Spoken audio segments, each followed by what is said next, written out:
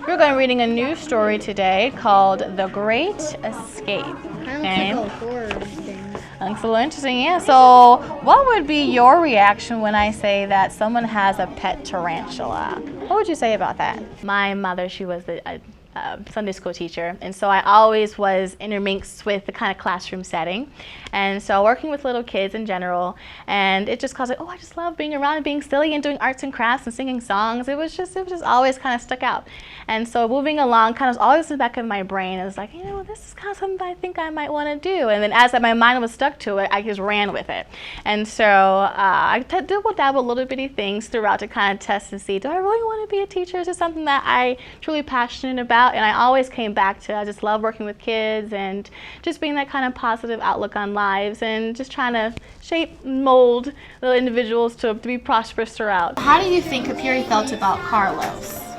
I think he felt like I think he felt curious because he wants to see what's in there. And then she looks like she's like telling him like to stop because she knows what's in there. Oh yeah, true. Okay. I think that she's trying to like stop him of opening anything because I think that there could be something in there that she doesn't want him to know about. So what are the general characteristics of second graders? When they first come in, they're basically still first graders, and when I'm coming in, and they still know a little bit about school and the dynamics of what school is and how to be that student in general. But coming in, they say they've been more independent. They can kind of get along and know how to do certain kind of materials or supplies or the dynamic of throughout the day. And so they do enjoy all types of peer interactions. They love talking about a little bit of everything. So including the talking and making it more structured and learning environment. One of the components of the VVSD Portrait of a Learner is that students take ownership and do some of the strategy planning for their own learning. How do you make that happen in your classroom? So in the very beginning, we set up our goals and what we would want to learn throughout the year, and we refer back to those, our dreams and our hopes. And we refer back to them, and after we come back from winter break, kind of go over, hi, how are we doing? What do we think? Are we reaching those goals? Or what do we need to do to kind of switch it up? So you take certain things home to help us out, or how are we building certain staminas? And we have trackers that we use throughout for math and for reading to pinpoint on how our growth is going up or down, and what we need to do to reflect for their own selves and making sure that they're taking that ownership for them. As an example that you are indeed a lifelong learner, I understand that you're interested in and you have started to practice calligraphy. Even back when I was in elementary school and middle school, I always was fascinated with handwriting. I would look at some letters, I was like, I don't know if I really like how that letter looks. How can I kind of go about and shape it a different kind of way to make it look a certain kind of style? And just kind of hit me a few years ago. I was like, let me just try and see. That looks so nice. Can I really kind of get into that myself?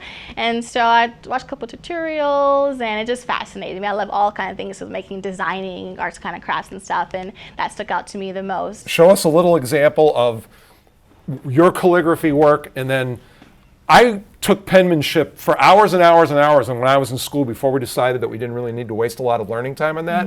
So I'll try and duplicate what you've done. So leave me a little bit of room up there. Okay. Let's see. I'm just gonna write my name. I'll just kind of go over. This. And then.